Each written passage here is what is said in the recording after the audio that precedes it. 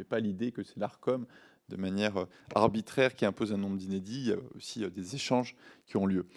Est-ce que vous avez relevé de manière générale que nombre d'inédits égale proportionnellement un nombre important de risques ou de prises de risques sur ces chaînes, et donc nombre proportionnellement important de sanctions, ou est-ce pas forcément une règle générale? Enfin, voilà, quel est votre avis à ce sujet?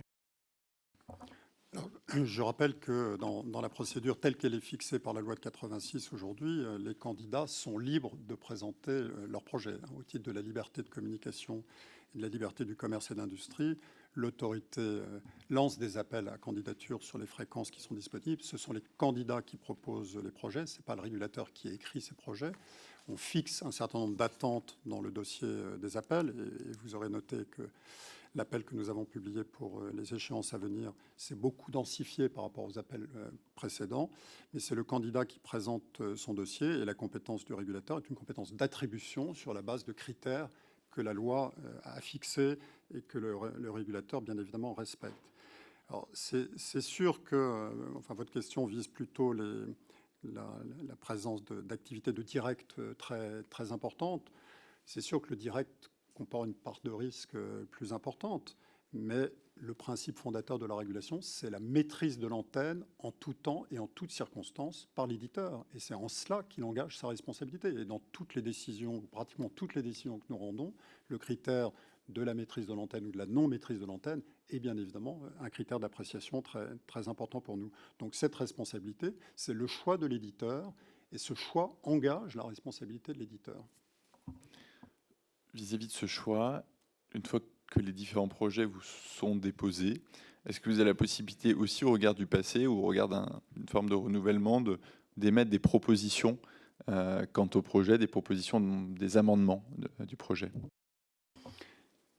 Le contenu des conventions, parce que j'ai entendu beaucoup de choses sur le sujet. D'abord, je m'inscris en faux avec cette idée de négociation. Je rappelle qu'il y a plusieurs étapes dans la procédure. Un appel à candidature, le candidat remet ses dossiers, nous examinons la recevabilité des candidats. Est-ce que le dossier répond aux éléments attendus dans le dossier, tel qu'on l'a exposé dans l'avis? Une fois la recevabilité admise, audition publique des candidats, par lequel ils précisent ses engagements devant le régulateur et devant les Français. Présélection des candidats, rédaction de la convention. Et je rappelle que la loi décrit extrêmement précisément, c'est un article qui est extrêmement long dans la loi de 86, le contenu de la convention. Ce n'est pas ni l'éditeur ni le régulateur qui l'invoque. Cette convention, qu'est-ce qu'elle fait? Elle décline les engagements pris effectivement par le candidat dans son projet, précisé par l'audition écrite. Elle reprend les obligations telles qu'elles sont fixées par la loi ou par les décrets. Et cette convention conditionne la délivrance de l'autorisation. S'il n'y a pas d'accord sur les termes de cette convention, l'autorisation n'est tout simplement pas délivrée. La convention précise le format des chaînes. Et effectivement, vous l'avez vu dans les conventions TF1 M6, nous avons été très attentifs justement à être plus précis dans le descriptif des obligations au regard des conventions que l'histoire nous a léguées. Et c'est l'état d'esprit dans lequel nous nous engageons pour 2025.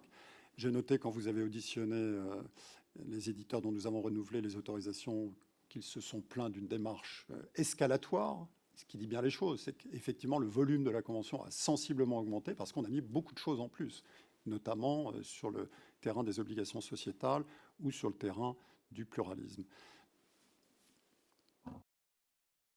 Je vous remercie. Vous parlez effectivement de démarche escalatoire, pas forcément de négociation. Et en même temps, on peut attendre effectivement des évolutions, notamment vis-à-vis des chaînes d'information. Pareil, je n'en cite aucune en particulier, mais de manière générale, puisque vous aurez, parmi les chaînes actuelles, il y en a au moins deux qui sont vraiment chaînes d'information, et puis une qui peut parfois s'en rapprocher. Quel est votre regard justement des évolutions, notamment